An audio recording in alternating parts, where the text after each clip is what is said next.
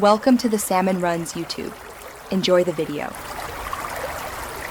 In this video, I will explain how to make mixed lentil soup. First, gather your ingredients. You'll need about 1.5 cups of mixed lentils, which should be rinsed well.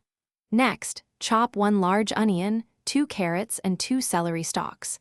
Have 6 cups of vegetable broth and 1 can of diced tomatoes ready. This hearty soup is perfect for a comforting meal. Now, let's get cooking. Heat 2 tablespoons of olive oil in a large pot over medium heat. Add your chopped onions, carrots, and celery to the pot. Sauté these vegetables for about 5 to 7 minutes, stirring occasionally until they become tender and fragrant. This step builds a flavorful base for your delicious soup. Once your vegetables are soft, stir in 2 cloves of minced garlic and 1 teaspoon of cumin for extra flavor. Now, add your rinsed mixed lentils, the can of diced tomatoes, and the 6 cups of vegetable broth. Bring the mixture to a boil, then reduce the heat to low, cover, and simmer for 25 to 30 minutes, or until the lentils are tender.